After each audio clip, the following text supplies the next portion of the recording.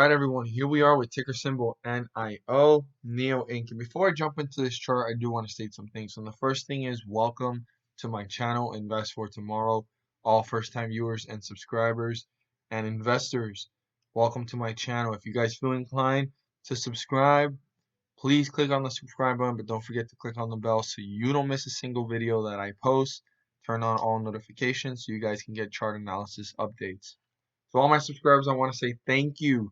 Thank you for your support and recognition to my efforts, as well as your feedback. Speaks in high volumes from your guys' end, and I hope to continue to relay helpful and informative information and nothing less. Let's jump into this chart. So after a bullish run, right, and a recovery from $17 and some change, almost down to 16.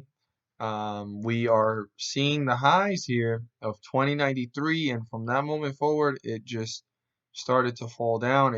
It showed that the bulls recovered this through the 50-day moving average, and they continued a rally, and quickly it has fallen to newer lows. I know I've stated previously that sometimes the stock does tend to go along with what goes on in other EV sectors, other EV stocks in the EV sector, and that could be some of the influence that we're seeing here, but also NEO does have its own influence of investors, and yes, maybe if one EV stock such as quote unquote, we all know the big top dog Tesla isn't having a great day, other EV sector stocks do tend to feel it. And also, overall today, if we all kind of take a recap and relook at what happened, most stocks went red. But back to just the EV sector of things, NEO does tend to have some type of influence based off of Tesla's movement, but it does not directly correlate. I want you guys to know that.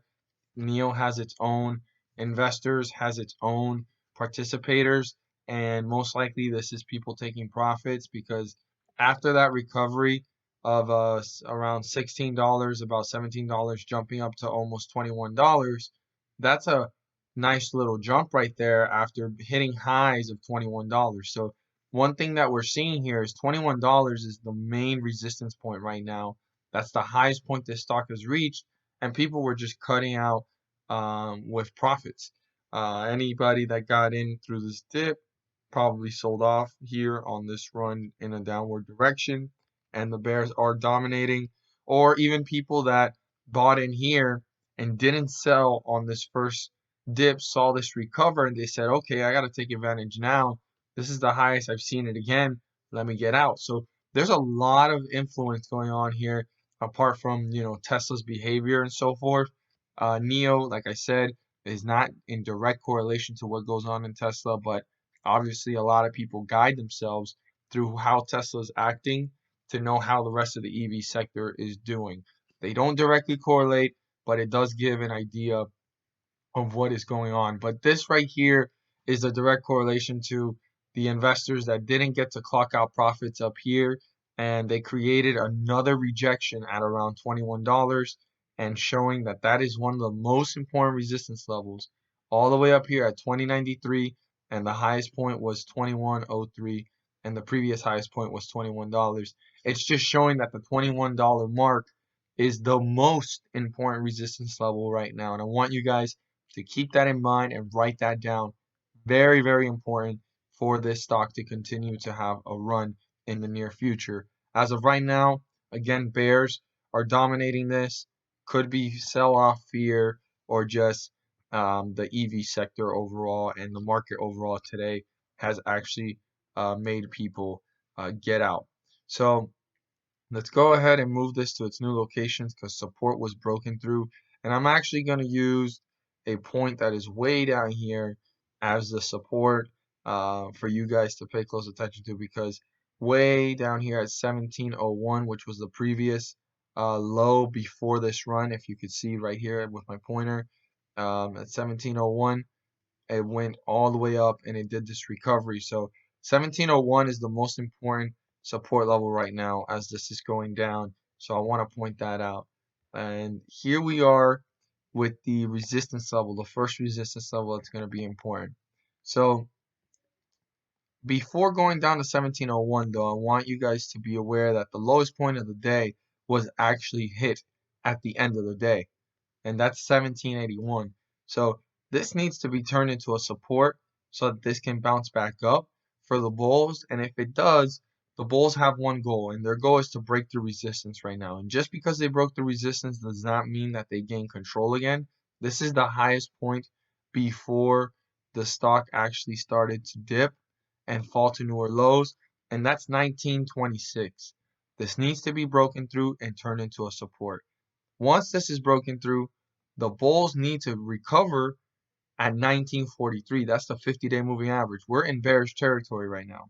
I do want to emphasize that and make you guys aware of that. We're in bearish territory with this stock being below the 50-day moving average of 1943.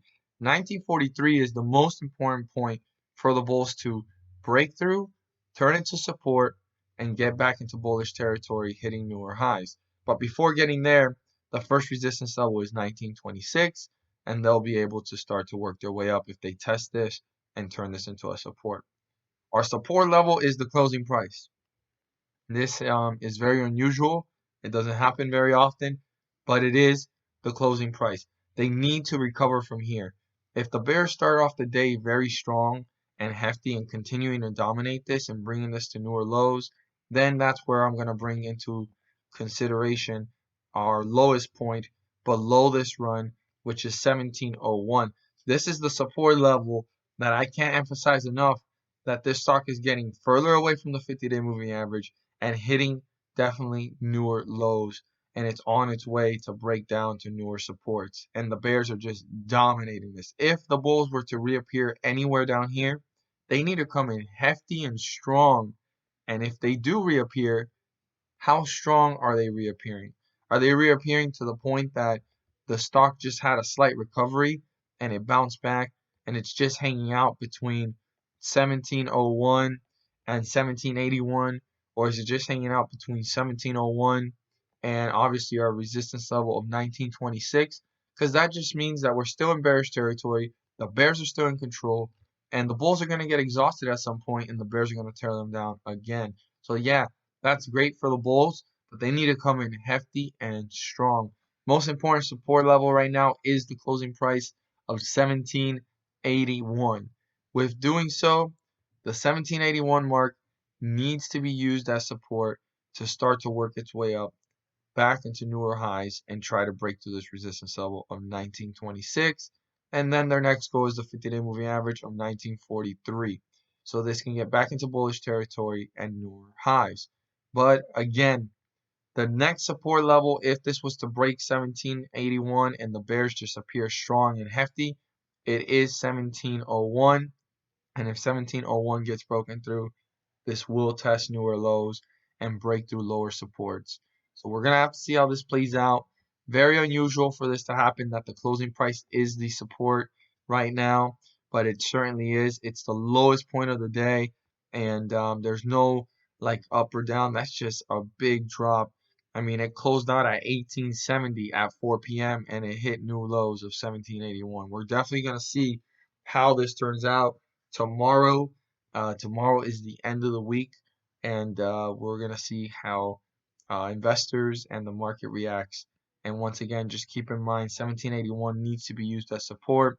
If it breaks through it, the next support level to pay close attention to is 1701, and the resistance level for the bulls to really like push and work through is 1926, and that still doesn't say that the bulls have gained control until they break through the 50-day moving average of 1943. Hope you guys find this video helpful and informative, and it means you well. Share this with your friends and community. If you feel encouraged and inclined to subscribe, don't forget to click on the bell so you don't miss a single video that I post. And don't forget to hit the like button and let me know you watched this video. Thank you guys so much for watching, and let's make some money.